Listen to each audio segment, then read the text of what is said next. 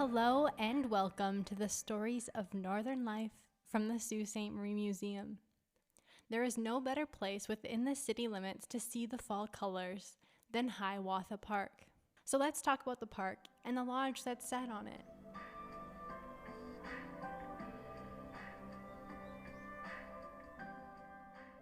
First, who is or what is Hiawatha? Hiawatha translates to He Makes Rivers. Hiawatha was actually a real person.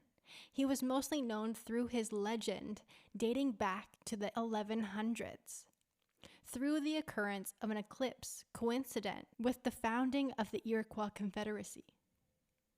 Though there is another source the name Hiawatha could have come from that is a little closer to home. The Song of Hiawatha is an 1855 epic poem by Henry Wadsworth Longfellow, a well-known work of literature made by a major American author. And with him settling around Lake Superior, it had a strong connection to Sault Ste. Marie as well. The epic relates to the fictional adventures of an Ojibwe warrior named Hiawatha and the tragedy of his love, Minnehaha, a Dakota woman. Events in the story are set in the Pictured Rocks area of Michigan on the shores of Lake Superior. While the work was first created as an epic poem, it had also been famously adapted for stage. Now, the original builder of Hiawatha Park is W.I. Thayer. He made his living in forestry, owning Thayer Lumber Company. A series of 4 falls run down the Silver Creek. Crystal Falls at the top of the falls, Hiawatha Falls below it, below the pool, then George below, and the last one was Minnehaha, located at the bottom of Landslide. I also just realized reading this over, Minnehaha is the name of the last fall, which is also the love of Hiawatha in the Song of Hiawatha. So, I'm thinking the name Hiawatha Park comes from the Song of Hiawatha. We figured it out. Thayer built a big lodge with a store, 6 cabins, a wading pool, and a summer kitchen for picnickers, plus a large baseball diamond. There were swings and teeter-totters, lots of trails for the kids, a loop road around all of it, and lots of parking. Between Crystal Falls and Hiawatha Falls, there was a huge swimming pool and a 20 feet high diving tower. The park would have had 200 people at a time, either swimming in the pool or picnicking around it. 200 people enjoying themselves in the beauty of nature around them. Though it took over 100 steps downward to get to this pool, it was definitely the main attraction of the park. Along with casual swimming on a hot summer day, they had swimming lessons. The pool had 3 large water sprays that was fed by a 6-foot steel pipeline that came from the dam at the top of Crystal Falls.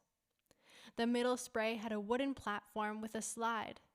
People could rent a wooden sleigh and be hurled down the slide into the natural pool. A change house was also available for visitors. At the top of the hill, and upon entry to the park, you would have seen Hiawatha Lodge. The lodge had a confectionery store in the front half, a dining room, and a dance floor. They catered weddings and parties, as well as light lunches on a regular basis. On top of the lodge was an observation tower, where for 10 cents, a person can use a powerful telescope to look over the area.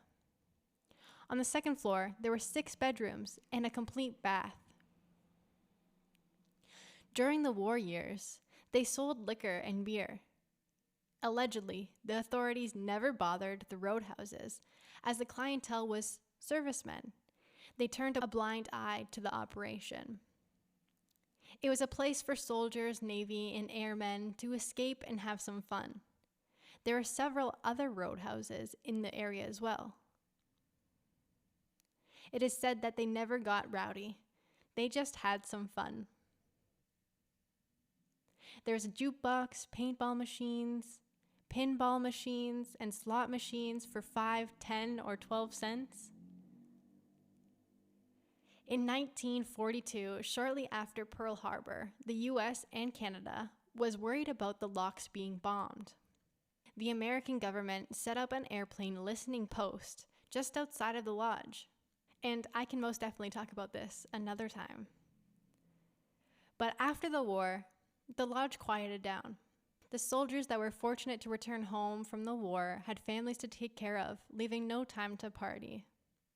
The family that owned the park at the time left in 1946, and that is when the Finnish Ski Club purchased the lodge.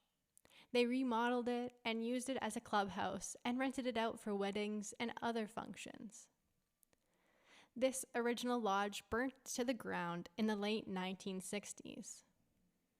The wood from Fort Washkahigan, a replica fort, was used to construct the Hiawatha Lodge when the fort was closed in 1974.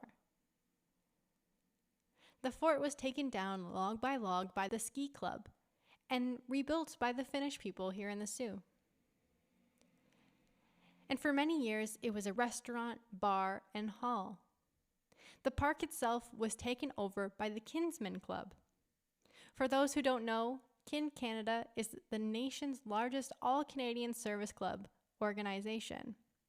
Kinsmen, Kinet, and Kin clubs across the country work to better the communities, enhance the well-being of Canadians, and improve the environment.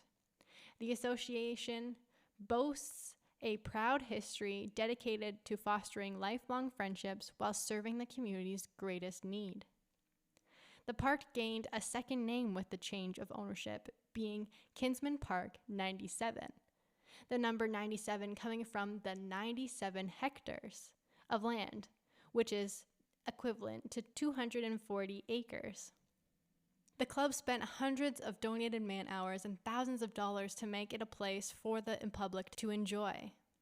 Lots of what was built was destroyed by vandals, but the beauty of the nature in the area could not be destroyed. Still to this day, so many enjoy the park in all seasons. Though nobody is swimming in the pool these days, the footpaths, bike paths, snow paths, cross-country trails are never empty and used daily by locals and even visitors. Even now, there is a new city bus called the Adventure Bus that takes the public up to Hiawatha on the weekends, 3 times a day. The pilot project will continue to operate until November 6th. It stops at the Northern Community Center on Gooley Ave, Downtown Bus Terminal, John Rhodes Community Center, and the Northern Transfer Point at Sioux College. Thank you so much for listening to this episode of the Stories of Northern Life. I hope you learned something new about Hiawatha Park, because I sure did.